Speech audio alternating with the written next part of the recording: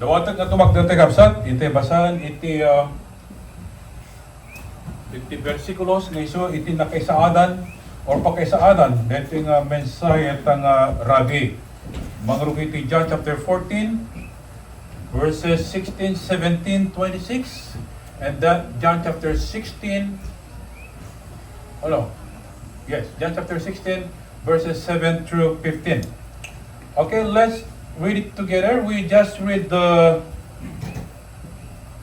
English because the Ilocano is too, Nabasante pa iti Ilocano medyo atidugan. Okay, so let's read verse 16. And I will pray the Father, and He will give you another helper, that He may abide with you forever, the Spirit of truth, whom the world cannot receive, because it neither sees Him nor knows Him.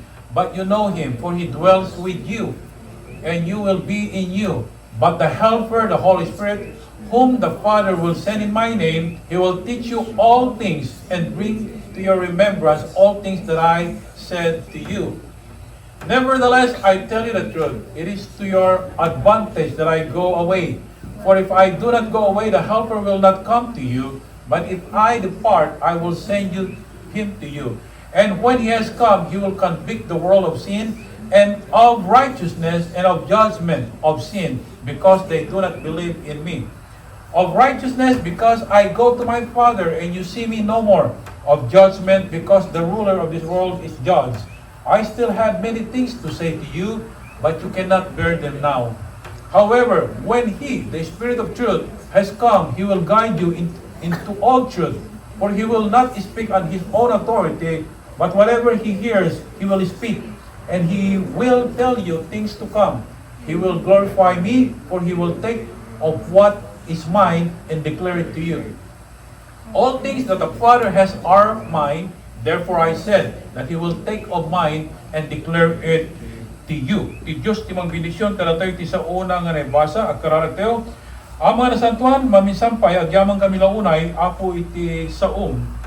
Apo impalagip na kada kami no sa sino iti Espiritu Santo kunoan niya apo ti trabaho na uno ramid na kada ti bibiyag mi agyaman kami kento Dios ta inted mo daytoy nga espiritum kada kami manipod idi nagsubli ni Apo Jesus sa dilangit ket ingkari na nga ibaon na daytoy nga Espiritu Santo nga isu ti mangliliwag ken tumulong kada kami ken mangidalan ket isu amin nga pambanag nga aramidin mi. So ang mga nasantuan dawaton mi kaditi pamindisyon mo idi saom ket anyaman apo maminsampay nga basol nga sampay nga ni kompensar kadagiti puspuso mi dawaton mi kadi talusan na kami pakawan ng Apo Dios dagiti na kurang ami di kasta awang kuma Apo Dios iti makalaped dagiti nga bendisyon nga parupok mo kada kami ulit na ganito. Once again, we thank you so much for the gift of your Holy Spirit, and we thank you for the ministry that your Spirit is doing to the lives of all your people.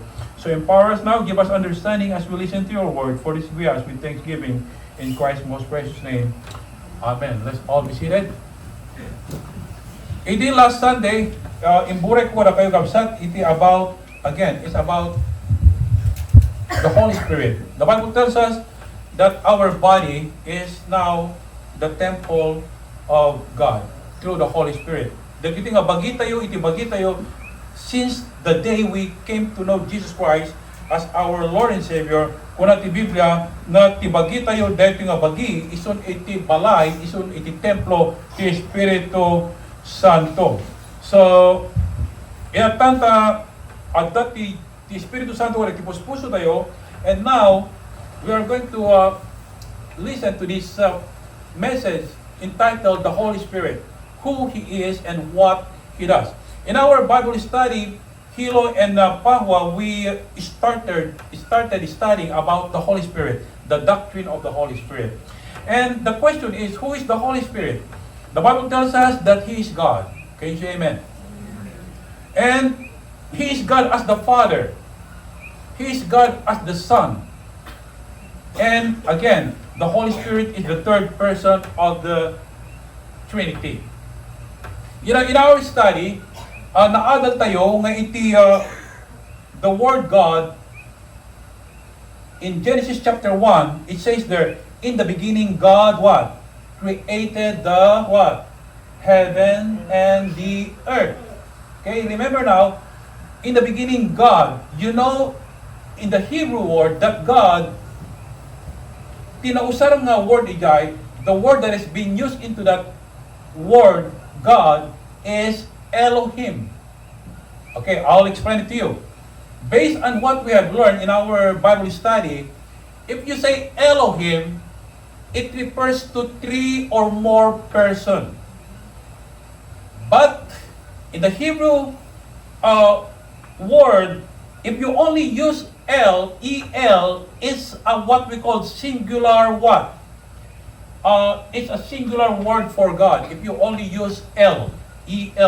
But if you use the word Elah, E-L-A-H, it's referred to the dual tense or a two-person. But again, in the Hebrew Bible, the word God, nausan iti balikas nga Elohim nga Hebrew, nga it refers to what? 3 or more person. So, kaya nga sa unang kabsat, nga iti talo nga persona, these 3 person, buklan na iti may sa nga Diyos. It's a mystery. Mabalingan ko namin, you mean to say, Pastor, there are 3 gods? Well, there is not 3 gods. 1 God in 3 person. Amen? 1 John chapter 5, verse 7, please. Let's read this. This is the evidence, according to the Word of God, that these 3 are one. Let's read together. For there are 3 that bear witness in heaven, the Father, the Word, and the Holy Spirit, and these 3 are one. Who is this Word? W-O-R-D. According to the Bible, in the book of 1 John chapter 1, verse 1, in the beginning was the Word.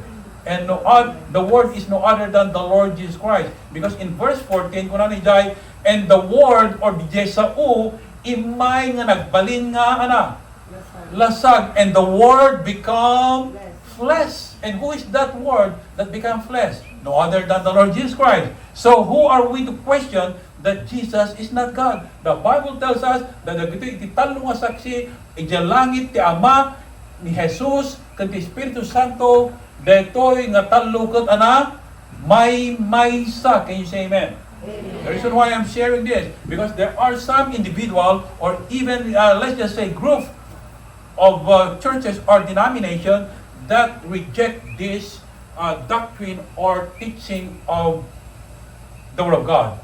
Rejectaran na rin yung sursuro, nga sangkano, nga talo nga persona, ti Diyos, no dikat may maysa. But according to the Word of God, there are 3 person in the Godhead or in the Trinity. Amen? So, that's the Holy Spirit. And the Holy Spirit is a person. The Bible tells us na iti Espiritu Santo kat tao.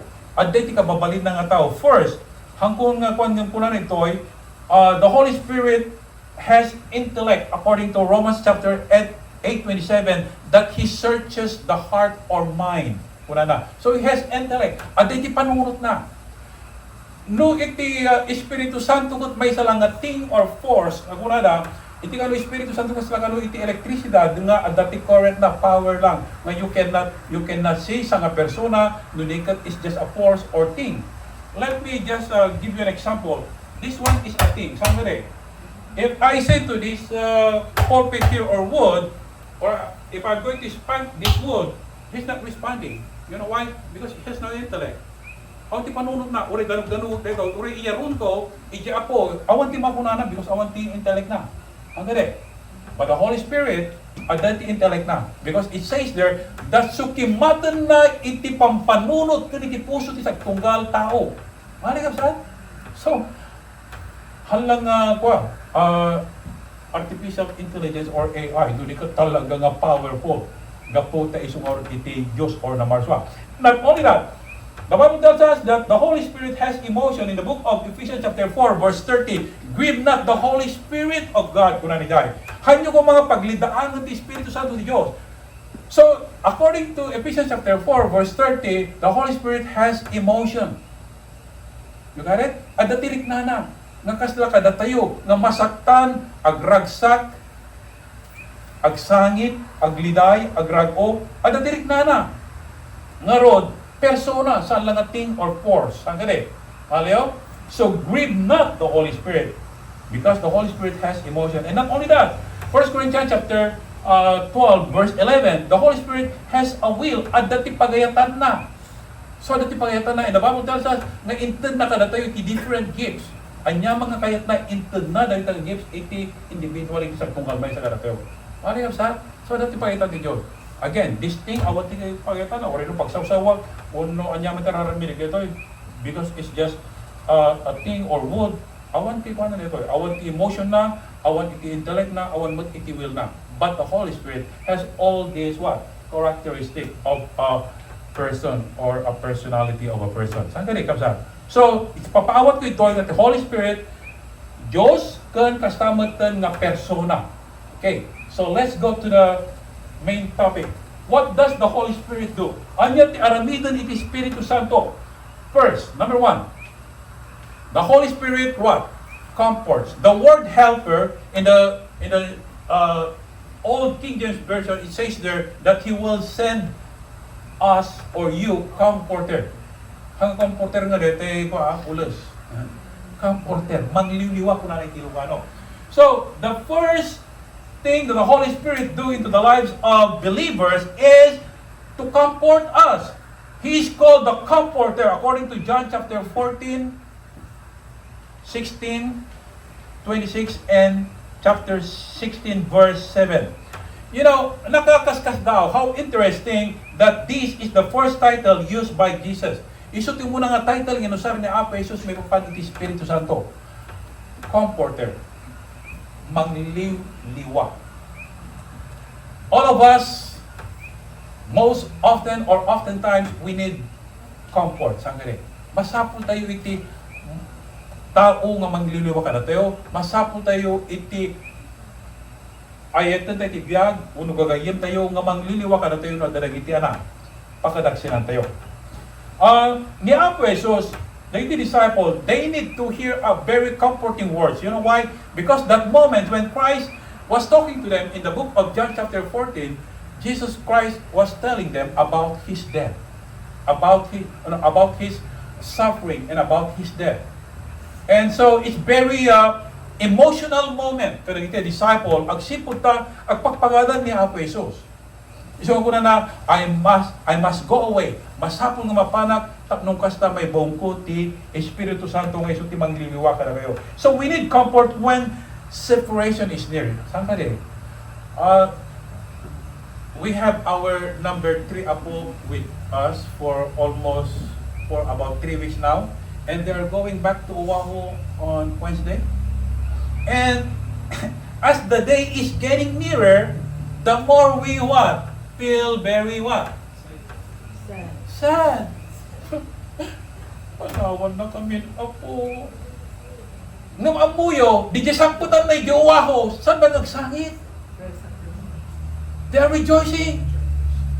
I'll see you soon, Kaya. Da kami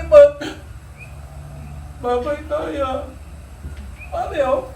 And that's the feeling of Christ's disciple when He was telling them about His suffering, about His death. But then Jesus assured them by saying, don't worry. You know, I'm just paraphrasing. Don't worry. I'm going to send you a helper or comforter because I need to go away.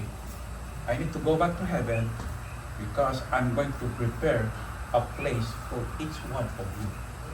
Amen? Wow! So here, like us kapsat, masapon tayo iti panakaliliwa kaskara ito nga disipulo ang muda nga ni Apo Jesus agsuprin ni Jalangit at iti ang muda nga ni Apo Jesus agsagaba. And ni Jesus Christ, ni Apo Jesus, masapol naman iti comfort, agsipod ta muna nagsagaba. Remember, prior to His arrest, prior to His suffering and His death on the cross, Jesus needed comfort. That's why the Bible tells us that He went to the Garden of Gethsemane. Gethsemane simply means the Garden of Suffering. Napanigyan ni Apo Jesus because He needed comfort from His Heavenly Father. Masapul na di liliwa. Isama ko na, Father, if it is possible, let this suffering pass from me, but not my will, but your will be done. Because if Jesus Christ ran away from that moment, He ran away from the cross, there is no salvation to all sinners. All of us are going to be doomed in hell to eternity.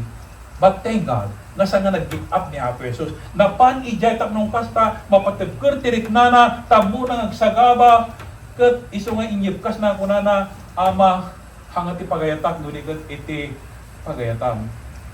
You know, kada tayo, adda naging challenges ni panagbiyak tayo. Saan tayo? Probably a loss of a loved one, or mabalingay ti loved ones tayo, adda ti sakit da, adda ti severe kind of sicknesses or diseases that probably the doctor has already given up. And yet, you know, we cannot get any comfort from the doctor because the doctor already said na awanan tinamnama sa kare. Stage 4 or awanan iti pagnan iti treatment or iti agas iso nga agsagana kayo. So it's very sad news, right? But you know what? The good news, if you are a believer, that's why the Bible tells us that I don't want you to be ignorant, my dear beloved. Paul was talking to those Christian in Thessalonica because they have loved ones who have already gone. Nataydan nga imun una, kat kuna lagi jay loved ones na nga si Bibiyag. How about our loved ones who have already gone?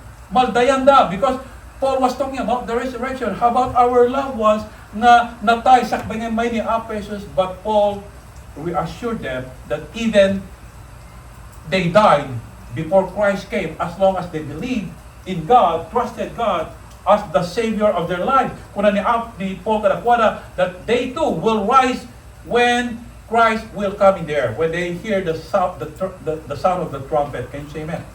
So what I'm saying, my beloved, is this. Kada tayo, agarubos na itilulwa tayo. Saan ka rin? Asin ti sampay nga nagarubos tilwa na. Baka no, di pa nagarubos tilwa yun. Baka tibilin nyo man sa bagiyo, baka awanan, awan tibiyag yun. Because ti agibit, ti agarubos tilwa na di si bibiyag. Ang kade. Namadama tayo, kuna, may natayan agarubos tilwa na. Dakman mo, nagpeso deta, nga natayan agarubos pala tilwa na. Agsangsangit ka no ba lang? No? Ano nakita yung kasdayan? Magbagadang agsangsangit. Nga di dyan natay ti agsangsangit, di jay si bibiyag agsangsangit. Maliyaw? Okay. So, kada tayo, adda iti panagarubos tilwa, panaglidang, masapon tayo iti, we need comfort when tears are near. Or when we shed our tears. We need comfort when others turns against us, sangare. If the world turns against us, gurahan na tayo, di na tayo akseptaran, di tayo pagpalaksan na tayo, ay talaga we need comfort, sangare. And we need comfort when death has touched those near us. Like the loved ones tayo, no, kasi dito papatay na, ay talagang we need comfort, sangare. May sa iti, hindi nasingan ka na kami. Kapunta at dahil sakit din tatang na kuna na katwa. Maldayan da, agsangsangit da. You know, kaslasan nga murno si panunod da. Yung kuna ni bagat kadakwa na katwa. Ang muyo, naglipot ni Repoy, nga amin matay. Everyone is going to die. But the good thing, even the person dies, if he accepted Jesus Christ as his Lord and Savior. The Bible says, he who believes in me, even he dies or she dies, he will what? Live again.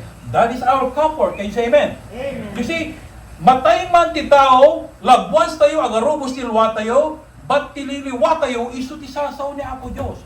Our greatest comfort is no other than the promises of God. Can you say amen? Amen. Wow. So that's the Holy Spirit. The Holy Spirit comforts us. Second, the Holy Spirit counsels. When I thought, ti Espiritu Santo mang bagbaga, counselor, teacher, dito iti trabaho iti Espiritu Santo. He shall teach you all things. Kuna na 14:26. Ang muyo, iti tao nga awan iti teacher na, diya ka mo no kasano pa nagsursuro na. Aliyo? Daduma kuna na, nakapagbasa nga wanting mong tulong kanya. Is that true? You finish your college degree or you graduated from college that no one helped you? Is that true? Hanggang nga nakapag-grade 1 ka, saan no one teacher mo? Hanggang Umuna nga teacher tayo, as in no, ninanang tayo. Our first teacher is our what? Mother or parents, or probably grandparents. Saan ka di? Amo iti grandparents. Agkat katawak no ko, tanong ni bagat no ububan na ti apume, di kaya. Ay, nagling ang composer ni bagat. Nagaduk makanta na. May ramraman aming nga pagbayad ti silaw. Agkat katawak no pa. Ay, ado ti tuno na. Yung ay, kaya agkanta man ni Lula mo, ado ti makompose na. Tsaka mo napalasan niya. Kasi nung kalaki taglay-lay ti kasgay. Ay, ti po rin ni Margie, kasi magpuno ka, nagano ti makangkanta na nga tila nagturturungan na nga, mayat mat, makaturog mo Diyobeng. So, mayat nga ro diya kanta, saan ka de? Hindi kayo samat agagri diya magbaga? Aman! No kumat, kada tayo, if we listen to what they're trying to sing, you know, different kinds of words, different kinds of melody, but I believe it's good because the little one can sleep. Di na pintas mo rin dyan kantada. Isa nga great composer ni Mrs. Hindi po na yun sa ni Margie. Diyan mo kada kayo. Kada kayo nga po. Dagdo mga grandparents. But anyway, the reason why I'm saying this is the Holy Spirit is the one that teach us all things. We need a counselor when we are perplexed. Kung ito ay nga, masapol ka nun diyan, mangbagbaga ka na tayo, mangisuro ka na tayo, nukasta nga anak, maburburi-buran tayo. Each one of us experience what we call the perplexity of life. DJ, panakaburi-buri ti panagbiag. Asino siya nga maburi-buri ti panagbiag na, ingato naman ti mana. Asino ti maburburi-buran ti panagbiag na, ingato naman ti saka, ay ima na, saka-saka, ima. Kung among you are being perplexed almost every day, ingato naman ti mana. Nate, thank you for your honesty. And those who are lying, the Bible says, no, I'm not saying that. Bakit tinag ko na? Okay. But anyway, yeah, we need counselor, isn't it? Many things in this troubled world perplex us. Ado na di bambanag dito nga lubong nga magburi-buro ka na tayo. Saan ka tayo? Ada rin di magdanag ka na tayo. Ada rin di magkintayag ka na tayo. Ada rin di mangtad ka na tayo. Iti dadagsan uno rinibok iti panunod. What are those possible troubles that this world is giving to each one of us? First, probably the economy.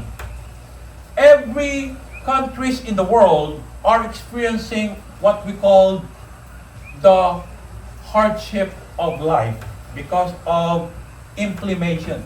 Hanggang kinaki di kilowatt sister sabigat. You know, kanyak, yeah, no inflammation, no inflation I should say. No, inflation. Panaggato ti matgatang. Inflation is another thing. But no, that inflammation mo, ay sabali mga problema ni Dayan. Because like kanya, I experience. You know, to tell you the truth, I want to eat those good food like lechon, adobo, dinardarangan, pinapaitan, but I need to control myself because I don't want to experience that gout anymore, if it is possible. You know, no mabali na ko man dyan, kaya kulang nga ng sakit uno na nga itigaw.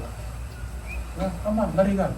Kada kayo nga medyo dumalig na tigaw, I advise you, control kayo kada tinayamas na makan. Yeah? Amen. Okay, so dagito naging possible mo economy. Narigan. Inflation is still going on. Gumat nga to iti presyo. Basita di pakayalan ti sa $100. Di just sweldo tayo, nagbasit di pakayalan na. So by all means, we want hanga imot no dikat agin inot tayo di jay iti word. We are not imot but agin inot tayo. We're not thrifty. What is the word of? No, we are not stingy but we are just thrifty. You see the difference? Stingy, ito lang nakim-imo. Mali lang, nakim-imo. Ngayon ko lang mga thrifty agin ino. Mali lang. Amen? Apay, because something kahit di managsinanan. Ano ba iti possible nga pagka-buri-buran ti papanutay? Wars, ongoing wars. Madama pa lang iti wars. It might bring Third World War. Ang damang gubat, saan ka di? Because allies allies, akikinano aging gana nga mumato iti tension, kung iti conflict, isa kung kalmay sa. Particularly right now, Taiwan and China, or China, Philippines, and some of those Asian nation, in Southeast Asian nation, na kayat nga tagikuan iti China. So again, the tension is so high. Let's iti pagdandanagan iti kadwan, iti sangalubungan. And not only that, natural disaster, like in the mainland, back in the mainland, in the news, at the iti na-strike manan nga state or cities, iti mainland nga na-strike iti tornadoes, o ano man iti damages, sandali. Or probably the climate change. The climate change is very severe nowadays. It's not only here in the United States, but even back in our country, the Philippines. Don't you know, nga iti partes iti Northern Luzon, iti especially iti Cagayan. According to our family back in Cagayan, nga nadanon na iti, I guess, if I'm not mistaken, if I heard it right, dimanon iti 53 Celsius some part of Cagayan. And if you try to calculate naman yung 53 Celsius, equivalent to 127 plus degree Fahrenheit. Imagine that. Wow! Na minsan ngay mawag kami, manong ti kapudot na iti lasam iatak 43 Celsius kunada. Wow! Nakapudpudot 43, that's equivalent to like 110 Fahrenheit degree. Imagine that. So what I'm saying, kapsat, dahil iti pagdandanagan di ataw, ado ti matmatay, gapu iti wa, heat stroke nga makumura. Andali. So thank God that we have a good weather here in Hawaii. Mobeta. That we what? Mobeta, Hawaii. So please, no leave Hawaii. Let's stay together. Okay? Amen? Let's stay together. Because napipintas ti weather na ito. Amen? Hindi sa mga kaitibuan, ang ganyan Hawaiian. Okay. But anyway, yes, those natural disasters, climate change, you know, it's very, very perplexed. Makaburibo, makapadagsan. And not only, perhaps you are troubled and perplexed with many things today. Ado iti pakaburiburan tayo, ado iti problema tayo, ado iti pagsangsangitan tayo. But again, ni Apo Jesus, isuna itinantad kada tayo iti counselor or teacher, no other than the Holy Spirit. Amen? Isuna iti mangbagbaga na tayo. And the Bible tells us that this Holy Spirit iso iti tutor tayo, iso iti teacher tayo, iso iti mangisuro ka na tayo, kaya iti rabang tayo nga aramidan. And He teaches us individually. As we continue to read the Bible, meditate the Bible, study the Bible, to live the Word of God, iti Espiritu Santo, iso iti mangisuro ka na tayo nga individual. Well, as a church, isuro tayo as a church. But individually, the Holy Spirit teaches us in all things. Amen? But again, we need to connect. We need to tap our spirit into His Spirit. The Bible tells us that I can do all things through Christ to give us or to give me His strength. So what does He teach? The Bible tells us that all about the Bible. The Holy Spirit teaches us about the Word of God. 2 Peter chapter 1, 20-21, please, let's read together. Knowing this first, that no prophecy of Scripture is of many private interpretation. For prophecy never came by the will of man, but holy men of God spoke as they were moved by the Holy Spirit. So muna na ito, nga awan iti simmangbay, nga sursuro, na propesya, may paggap iti sasaod ti Apo, no sanda nga natignay, baban iti pinangidalan ti Espiritu Santo. So magbahan iti kapsat, nga iti nangisuro ka nakuha, nangidalan ti nakuha, awan sa bali, no sanda iti Espiritu Santo. We cannot know God without the Holy Spirit. Amen? Amen. We cannot know the deepest knowledge of God apart the power of God's Holy Spirit. And not only that, the Holy Spirit teaches us all about life. You know, it's good to go to school. It's good to have degrees, and probably masteral degrees, and one day doctoral degrees, and more. But amoy kapsat, iti kang runaan nga mangisuro ka na tayo, kanag di ani nga bambanag, Karagiti na Diyosan nga bambanag, na langit nga bambanag, awa sa bali sa Espiritu Santo. Ang gari. Amen? Yes. It's good to have those worldly knowledge, but we need to know more about the will of God and about the Bible. Why? Because heaven is our future home. Can you say amen? Amen. I need to know more about my eternal home. I need to know more about my eternal Father. I need to know more about my eternal Savior. You see? I need to know more about the things that are going to happen in heaven. Isuwan ko na tinasanto nga surat, look unto Jesus. Don't be distracted. Hanggang kung mga ma-distract na aming bambanag, is set your mind on things above, not on things on earth. For the things on earth are temporal, but the things of heaven or things above are what? Eternal. So, kita nyo kapsat, it's only the Holy Spirit can teach us. If you love God, you love to know God. Amen? And then, not only that, the Holy Spirit teaches us all about Jesus. Again, anyaman iti din anyaman iti babanang nga ammo tayo no mamuante may papang iti Dios ulo kanya Apo Jesus is because of God's Holy Spirit. Amen. Yes. Amen. We need teachers, pastors like me, but apart, without the help of the Holy Spirit, we cannot know Jesus. And then, the third thing, what does the Holy Spirit do? The Holy Spirit convicts. So first, comforts, mangliliwa. The Holy Spirit counsels or mangbagbaga, wano mangisuro. And then, number 3, the Holy Spirit convicts. Mangkonbikta.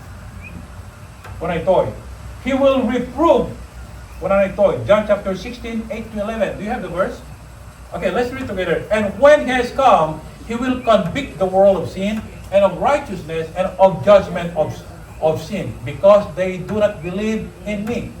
Of righteousness, because I go to my Father and you see me no more. Of judgment, because the ruler of this world is judged. So, ibagbagan iti kapsat, nga isura iti mang babalaw iti basol. Iti tao, nga aramid iti kinadakes, kaya, kagro na, gisampay nga namati, awan iti panakakonbiktar da, agsipod ta awan iti Espiritu Santo kadakwada. Not unless naging gana, nga ti Espiritu Santo iti mangkonbiktar kadakwada. Like you and me, we have experience.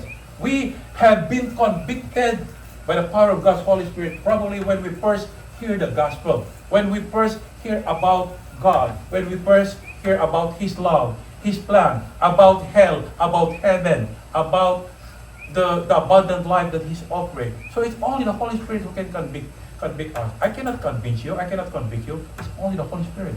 I can teach you, I can present the gospel to you, but no one ti panagkonbiktar ti Holy Spirit, awan mo't iti panakatignayo. So here, it says here that He convicts of sin. People have consciences. Tinatawad iti konsensya na. Ang kare. Dahil ti konsensya tayo, isulat ti mangibagat ti kinapuno.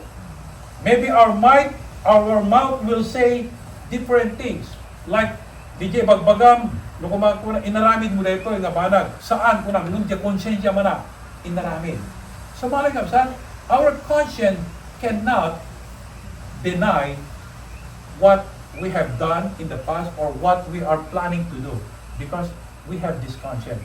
Ano sino ti mangibagbaga? Espiritu Santo iti Diyos. The Holy Spirit, as again, isura iti mangkonbiktan, iti basol, and no, the duma, mag-guilty tayo. The duma sa dang mag-guilty. Listen to this. I'd rather feel that guiltiness than feeling not guilty at all. Amoy no saan ka guilty, baka awang ka kanya ako Jesus. You got it? If you are guilty of sin, it's because God is reminding me and you that we are what? Far away from His will. Mahal yun? No, kung konbiktar na tayo ti Apo Diyos, no, awan ti tal na ti panuno tayo, awan ti rag, o ti puso tayo, kung konbiktar na ti Espiritu Santo, nga adayo tayo kung kuwanan, gapu iti basol nga aramili tayo. I've mentioned last, one of my message, probably 2 weeks ago, nga iti Holy Spirit, isuna iti mangidalan ka na tayo, uno ti Apo, no kumita tayo ni Apo Jesus, isuna iti mangidalan ka na tayo, agsubli kong kuwana. Because moment by moment, there are times that we are not obeying God, we are disobeying His command, and we know nga we are walking away from His will. Kat no, umatadayo tayo ti pagayatan na, again, marik na tayo ka, saan ka rin?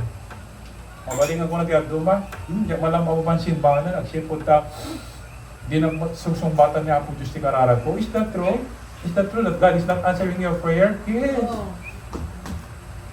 There are three things which possible answers of God to your prayers. Maybe no. Or no, wait, aguray ka. Or probably he's saying no. Kaya, agsiputan na tinapimpitas ng plano na. And no talagang agree ti Apo ni Jay kararag mo, then God will say yes. But remember now, kung saan nakapisinungbatan ti Apo ti kararag mo, it doesn't mean that God is saying to you no, or awan ti answer na, at that is sumbat na.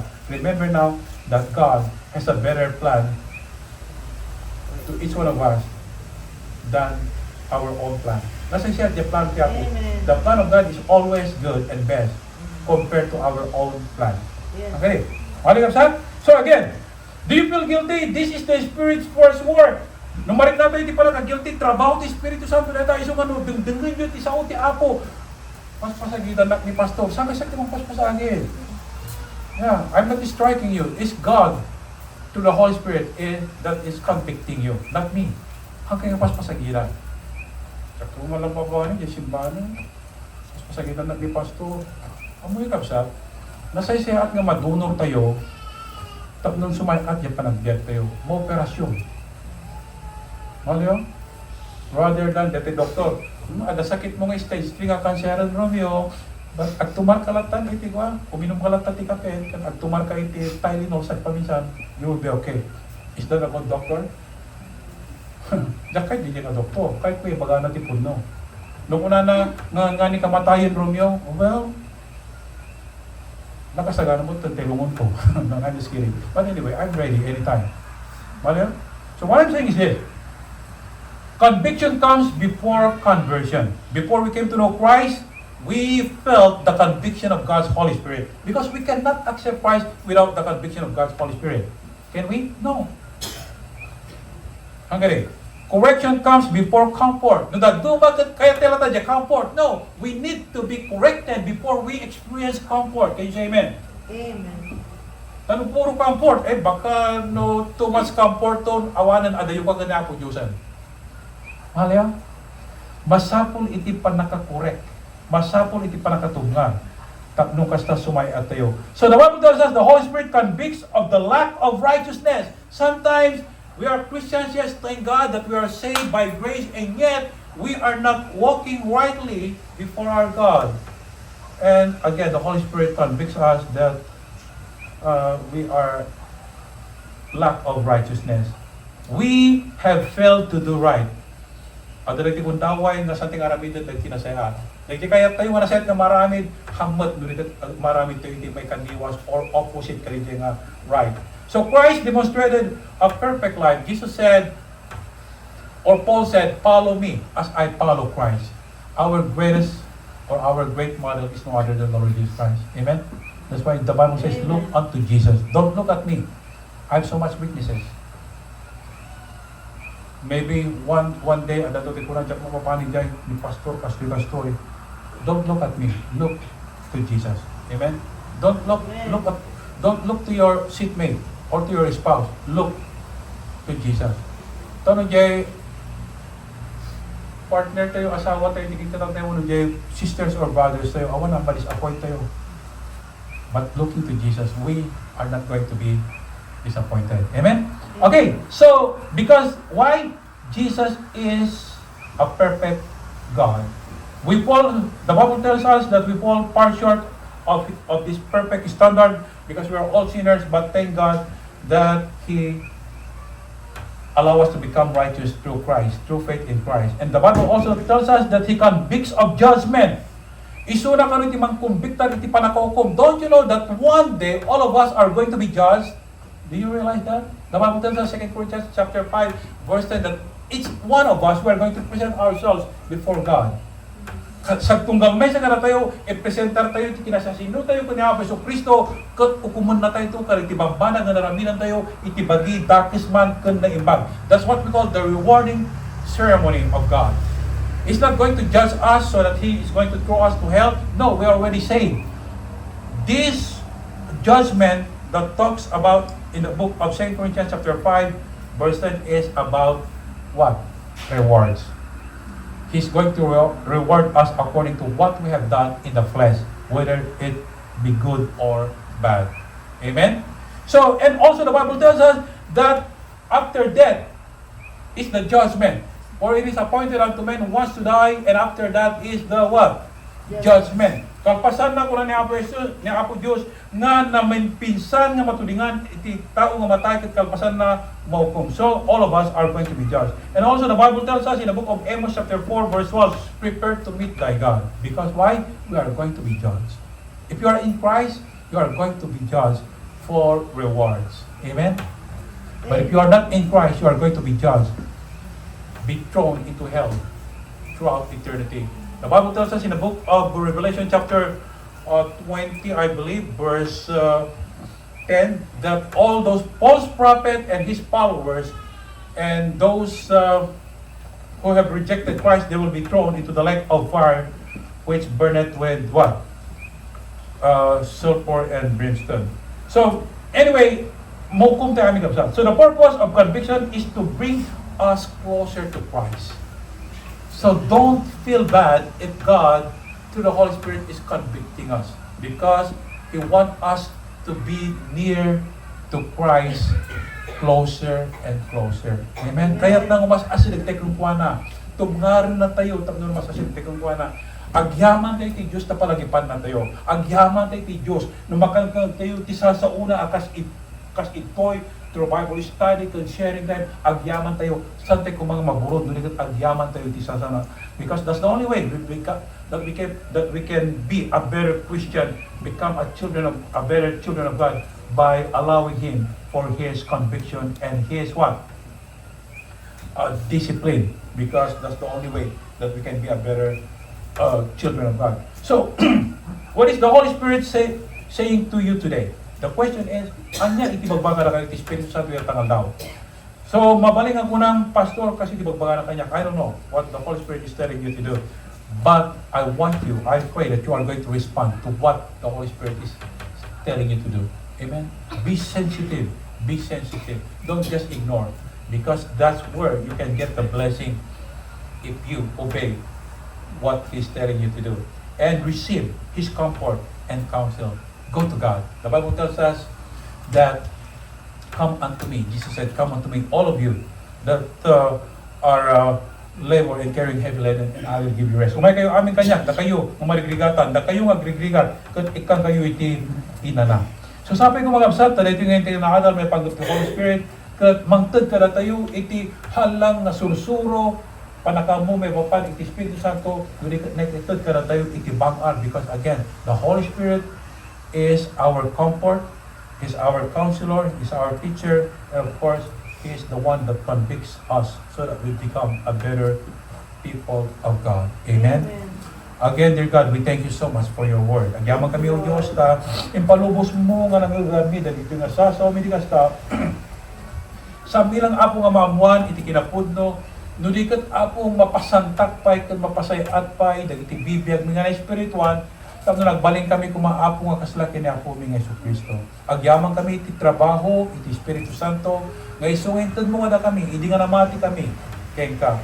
Ang mga nasantuan, ado na iti pagkapuyam ado apo na iti banag na makaburibor ka iti pampanunod mi, ado na iti bambanag o Diyos uno ka nito, ngumat adayo kami kaya ka, gapo apo di sa amin nga panangaramid ng iti pagayatam. So dawat mi kadi o Diyos, nga agbaling ko kami ko mga sensitibo, apo tag ti tiyempo ko ababa. One day, dear God, mabaling di may amo ti masangwanan mi, mabaling agsakit kami, itinakasang, uno, matay kami, nga di may amo, ngam apo ti amo mi nga sigurado, numampay, agbiag kami, kan matay kami, adda kami kan ni Kristo, kan mabaling mi nga kuna, nga akas kuna ni Apostle Paul, iti Pilipos 1:21, nga para kanya, iti panagbiag ka ni Kristo, ti papatay, that guna. For me to live is Christ and to die is gain. Dear God, we are so grateful that any situation, any circumstances in life, we thank you that your Holy Spirit always guiding us, always providing us, oh God. Particularly when we are perplexed with so many things in this life, dear God, we thank you for the comfort of your Holy Spirit. We thank you for His counsel, and we thank you for His conviction. So I pray, dear Heavenly Father, that may you visit my brothers and sisters, or visit me also, dear God. You know exactly what I have in my heart, in my mind. But Lord, my heart desire is to live for you, to live according to your will, to live for your glory. So I pray that my brothers and sisters will have the same heart desire, oh God. So I pray now that may you speak to each one of us, each one of them, if just in case, dear God, that their hearts are too far away from you, may you bring them back closer to you once again. Brothers and sisters in Christ, Jesus said, I'm coming. The question is, are you ready for His coming? Do you know for sure that Jesus will find you faithful when He comes? Do you know for sure that He will give you the good words of commendation by saying, you good and faithful servant, enter into the joy of your master? That's what I want to hear from my master, from my God, from my Savior Jesus Christ. How about you? Do you want to hear that commendation from Jesus? Again, the only way you can hear that commendation from God, from Jesus, is for you to live a life that is true and faithful, a life that is pleasing to Him. Just continue to bow your heads. I don't know your situation right now. Only God knows. I encourage you, express your heart to God. If you have any concern, if you have any problems, God is ready to answer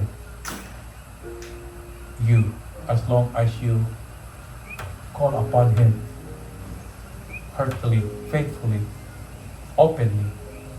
The Bible says, I will hear from heaven, forgive their sins and heal their land. Again, dear God, thank you so much for listening to our prayers. You know exactly our hearts, our burdens, the things that bothers our mind, our hearts. We thank you that in Christ we can find comfort, we can find rest. So may you bless each one of us now, in Christ's most precious name. Amen.